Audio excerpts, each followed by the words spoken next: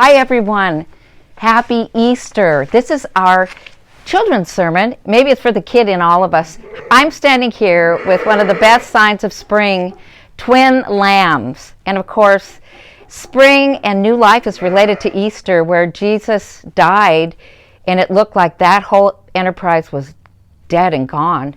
And then God the Father raised him from the dead. So anytime new life, it's a sign of us, for us. And the springtime sort of is a signal that we're coming out of the dark of winter.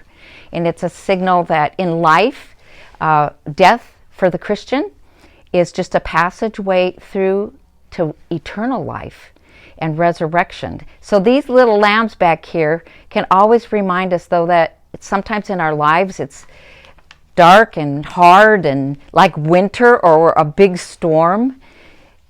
There is always the promise that new life is emerging. So I hope that you'll enjoy watching these lambs and thinking about it, even as I share with you a really cool poem I found by a woman from London.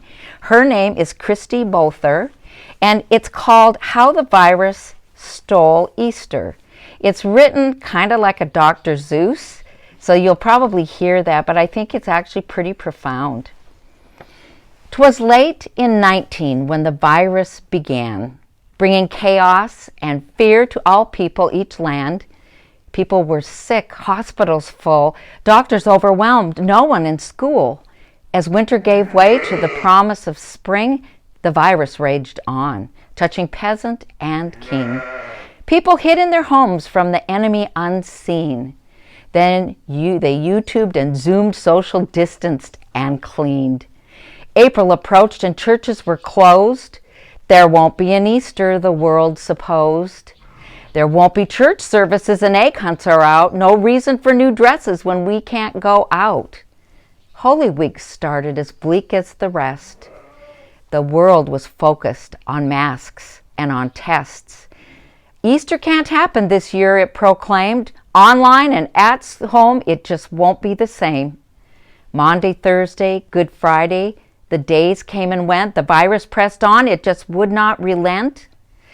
The world woke Sunday, and nothing had changed. The virus still menaced, the people estranged. Pooh-pooh to the saints, the world was grumbling. They're finding out now that no Easter is coming. They're just waking up. We know just what they'll do. Their mouths will hang open a minute or two, and then all the saints will all cry, boo-hoo. That noise said the world will be something to hear. So it paused, and the world put a hand to its ear, and it did hear a sound coming through all the skies. It started down low, then it started to rise, but the sound wasn't depressed. Why, this sound was triumphant. It couldn't be so, but it grew with abundance. The world stared around, popping its eyes. Then it shook. What it saw was a shocking surprise. Every saint in every nation, the tall and the small, was celebrating Jesus in spite of it all.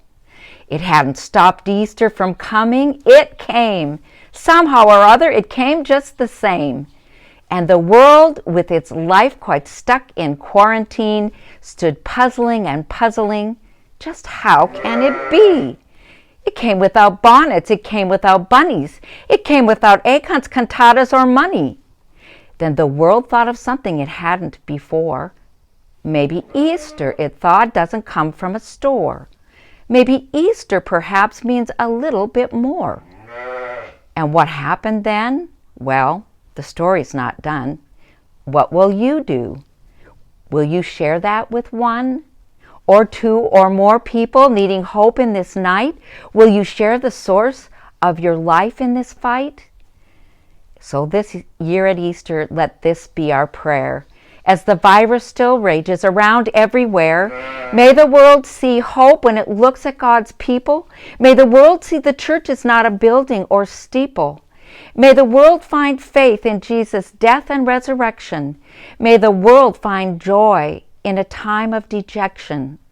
May 2020 be known as the year of survival, but not only that, let it start a revival.